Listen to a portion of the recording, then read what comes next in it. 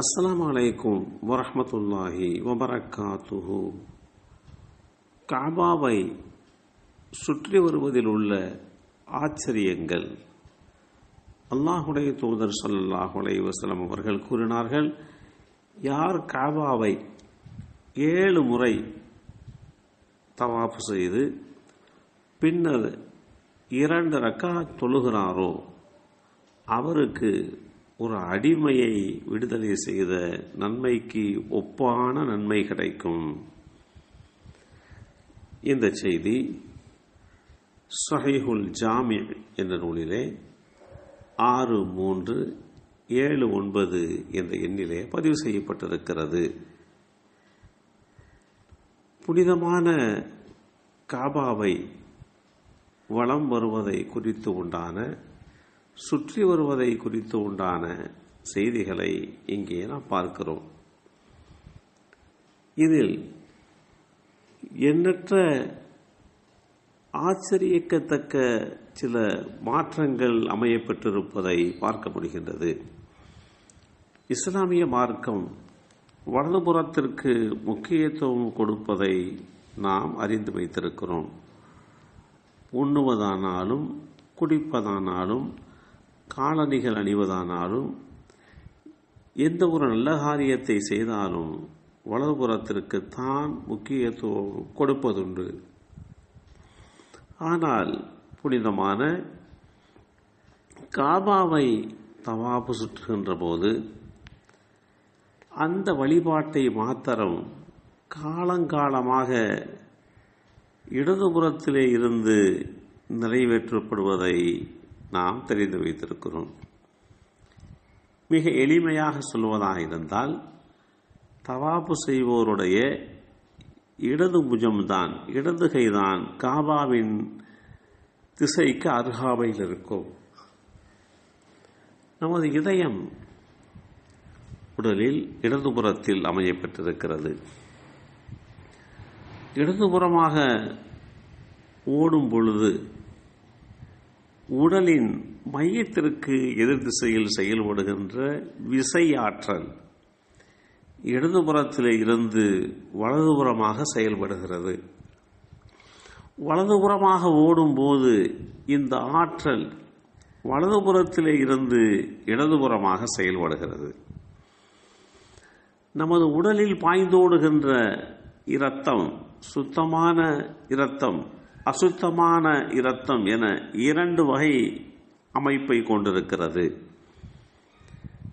இதய இயக்கம் அசுத்தமான இரத்தத்தை சுத்த இரத்த தமனிகள் மூலம் உடலெங்கும் பாய்ச்சுகின்றது. உடலெங்குமிருந்து அசுத்தமான இரத்தம் அதன் தமனிகள் மூலம் மீண்டும் இதயத்தை வந்தடைகிறது. அங்கிருந்து நுரையீரல்களுக்கு பாய்ந்து சுத்திகரிக்கப்பட்டு மீண்டும் இதயத்திற்கு பாய்ந்து அங்கிருந்து உடலெங்கும் பாய்ச்சப்படுகிறது. இதுதான் இயல்பான நடைமுறை. மனிதன் உயிர் வாழும்போது இந்த சுழற்சி தொடர்ந்து நடைபெற்று கொண்டே இருக்கும்.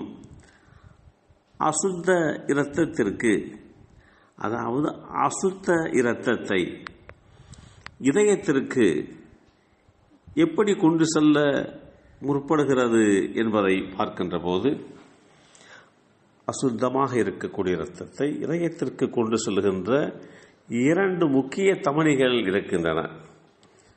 மேல்புற தமனி, கீழ்ப்புற தமனி.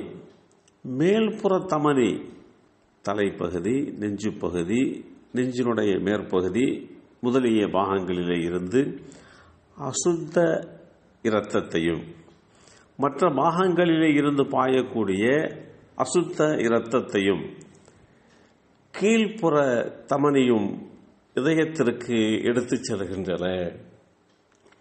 இரத்தத்தினுடைய உறிஞ்சும் சக்தியால் அசுத்த இரத்தம் இதயத்திற்குள்ளே உறிஞ்சப்படுகிறது. இதயத்தின் உறிஞ்சும் சக்தியின் உதவியுடன் பெரிய மேல் தமனி அசுத்த இரத்தத்தை இடதுபுறத்திலே இருந்து வலதுபுறமாக எடுத்து வருகிறது. இடதுபுறமாக ஓடும் பொழுது அல்லது நடக்கும் பொழுது, ஒரு மனிதர் இடதுபுறமாக ஓடுகின்ற போது அல்லது நடக்கும் பொழுது உடல் மைய எதிர்விசை விசையாற்றல், எதிர் திசையில் இருக்கக்கூடிய அந்த விசையாற்றல், மனிதர்கள் ஓடும்போது அல்லது நடக்கும்போது உடல் மைய எதிர்த்திசை விசையாற்றல் இதயத்தின் உறிஞ்சும் தன்மைக்கு துணை நிற்கிறது, உதவி புரிகிறது. அதனால் இரத்த ஓட்டம் அதிகரிக்கிறது, எளிதில் களைப்பு ஏற்படுவதில்லை. மாறாக வலதுபுற ஓட்டம் அல்லது நடை இதயத்தின் உறிஞ்சும் திறனை குறைக்கிறது. ஆகவே எளிதில் களைப்பு ஏற்பட்டு விடுகிறது.